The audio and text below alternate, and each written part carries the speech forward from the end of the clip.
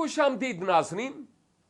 Break से पहले हम बात कर रहे थे कि इंसान गुनाहगार है और खुदा इंसान से प्यार करता है। इस प्यार में खुदा इंसान के लिए क्या करता है? मैंने आपको यह बताया कि इंसान गुनाहगार है। खुदा गुनाह से तो नफरत करता है, लेकिन गुनाहगार से प्यार करता है। अब इस गुनाहगार, इस पापी शख्स के लिए खुदा क्या काम करता है, आपकी खिदमत में मैं बताना चाहता हूं। गौर से सुनिएगा। देखिए, खुदा पाक है। मैं ऐसे लफ्ज नहीं कि मैं उसकी पाकीज़गी का कैसे बयान करूं, लेकिन अगर मैं इतना कहूं कि खुदा 100% पाक है, तो आप समझने की कोशिश करें। 100% पाकीज़गी। और इस जमीन पर औलादे आदम में से कोई एक शख्स भी ऐसा नहीं जिसमें 100% पाकीज़गी पाई जाती हो। कोई एक शख्स भी ऐसा नहीं। तो फिर मैं क्या कहना चाह रहा हूं? मैं कह क्या रहा हूं? गौर से सुनिएगा। इंसान नारास्त है, खुदा रास्त है। इंसान गुनाहगार है, खुदा बेगुनाह है। वो पाक है, इंसान नापाक है। और अब इंसान कौन सी ऐसी नेकी करे कि खुदा उसको पसंद कर ले? मेरे और आपके रास्तबाजी के काम, नेक आमाल अपनी जगह पर अच्छे हैं, लेकिन मेरे और आपके रास्तबाजी के काम, नेक आमाल, आमाले हसना हमें इस लायक नहीं कर सकते कि हम उस मकाम पर पहुंच जाएं, उस मयार को अपना लें जो खुदा की पाकीज़गी का मयार है। खुदा 100% पाक है और मैं और आप अपने आप को 100% पाक नहीं बना सकते। कोई ऐसा रास्ता ही नहीं है, कोई ऐसा तरीका ही नहीं है कि हम अपने आप को अपने कामों के सबब से रास्तबाज ठहराएं। कोई ऐसा तरीका नहीं, कोई ऐसा रास्ता ही नहीं है। मैं कौन सी नेकी करूं कि मुझसे मजीद पाप ना हो और मैं गुनाह ना करूं? अंबियाए अकबर में से एक नबी के जरिया खुदा फरमाता है कि हमारे जो रास्तबाजी के काम है, नेक आमाल, वो नापाक लिबास की मानिद है। अब फर्ज करें, एक तरफ मैं रास्तबाजी के काम करता हूं, दूसरी तरफ नारास्ती के काम भी करता हूं। एक तरफ रास्तबाजी के, दूसरी तरफ नारास्ती के। एक तरफ मैं दुआएं करता हूं, दूसरी तरफ मैं दूसरों को फरेब भी देता हूं। तो फिर मैं आपकी खिदमत में यह अर्ज कर रहा हूं कि अगर मैं 99% भी रास्तबाजी के काम करूं ना, तो मेरा एक गुनाह वो उन सारी रास्तबाजी के कामों को फेल कर देगा। आप कहेंगे कैसे? मैं बताता हूं। अगर आप 1 लीटर दूध लेकर आते हैं और उस 1 लीटर दूध में मैं सल्फ्यूरिक एसिड यानी गंधक के तेजाब का या ब्लीच का या किसी भी कोई भी नापाक चीज, जैसे आप सोचें, उसका कोई भी एक कतरा उस 1 लीटर दूध में डाल दूं, या आप आ रहे थे, आप बाल्टी में दूध लेकर आए और उधर बच्चे ने एक गेंद फेंका और वो गेंद गंदी नाली में जा गिरा, वहां से एक छींट उठी और आपकी बाल्टी में पड़ गई, क्या आप ये दूध इस्तेमाल करेंगे?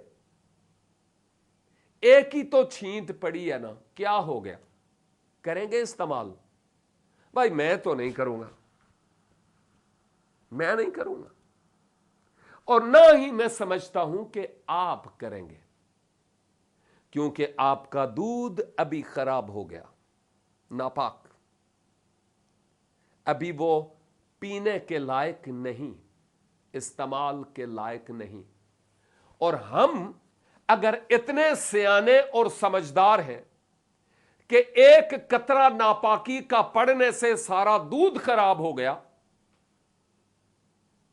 तो फिर इतनी बड़ी रास्तबाजी में एक कतरा गुनाह का पड़ जाए तो ये सारी की सारी रास्तबाजी खराब हो जाती है।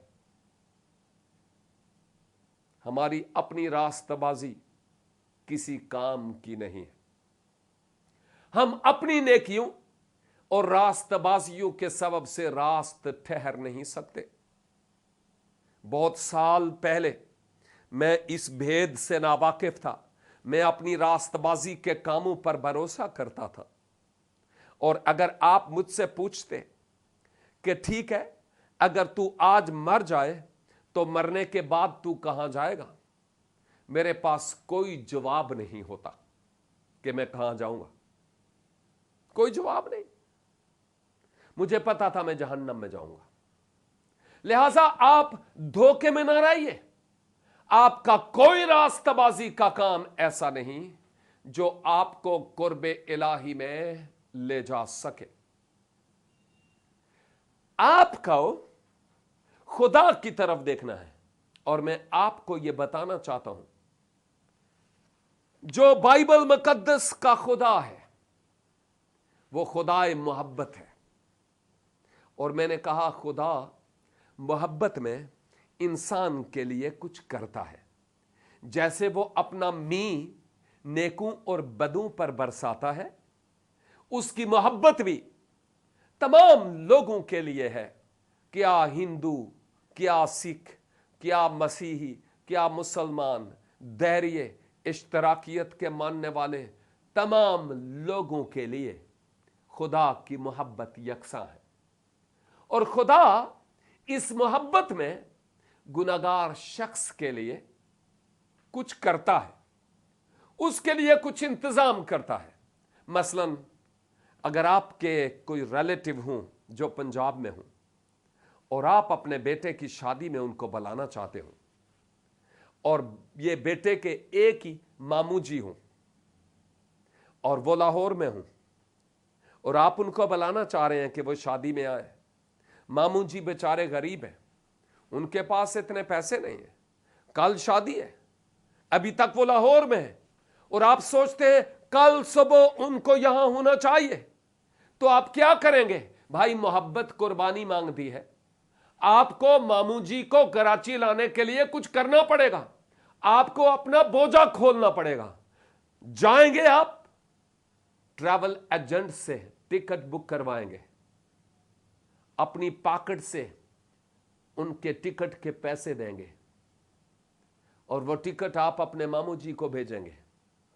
कल सुबह वो आपके काके की शादी में, क्योंकि मोहब्बत कुछ मांगती है।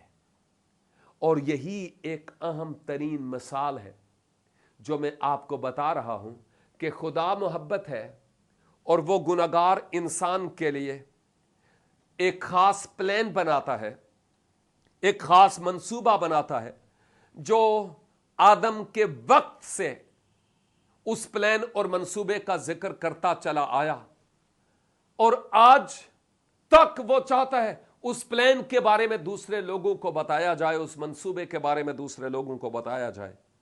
वो मंसूबा क्या है, वो प्लान क्या है खुदा का गुनाहगार इंसान के लिए? आप किसी ही दीन से ताल्लुक क्यों नहीं रखते, खुदा की मोहब्बत का इजहार आपके लिए भी हुआ है, लेकिन आप उसकी मोहब्बत को कैसे कबूल कर सकते हैं? यही तो वो बात है जिस पर मैं बात करना चाहता हूं, ताकि आप समझें लेकिन अभी नहीं, क्योंकि वक्त नहीं है कि मैं इस मौजू पर मजीद अभी कुछ कह सकूं। आपको कल तक इंतजार करना पड़ेगा। खुदा आपको जिंदगी बख्शे, खुदा आपको उम्र दराज बख्शे, ताकि आने वाले कल तक आप हयात रहें और कल फिर इसी वक्त इस प्रोग्राम को आप सुन सकें और देख सकें कि खुदा ने मुझसे मोहब्बत की और मेरी मुझसे मोहब्बत करते हुए उसने क्या प्लान बनाया है, और आप उस प्लान को अपने लिए कबूल कर सकें। मैं आपके लिए दुआ करना चाहता हूं ताकि खुदा आपको हयात बख्शे, समझ और बूझ बख्शे। अपने सरों को झुका लें खुदावंद की हजूरी में। प्यारे आसमानी पिता, शुक्रगुजार हैं तेरे मुकद्दस कलाम की इन अनमोल और खूबसूरत बातों के लिए, जिनको हम लफ्जों की माला में परो नहीं सकते। तेरा शुक्र अदा करते हैं मेरे इस भाई और इस बहन को, इस बेटे और बेटी को, इस बुजुर्ग और बुजुर्गा को जिंदगी दे ए खुदा, ताकि आने वाले कल तक ये हयात रहे और नजात के पैगाम को, जो मोहब्बत का पैगाम है, उसको सुन सकें और अपने लिए कबूल कर सकें। मसीह खुदावंद के वसीले से ये दुआ मांगता हूं, आमीन। नाजरीन, थैंक यू वेरी मच कि आप ये प्रोग्राम देख रहे हैं। देखते रहिए आइंदा भी प्रोग्राम चिरागे राह सिर्फ गवाही टेलीविजन पर।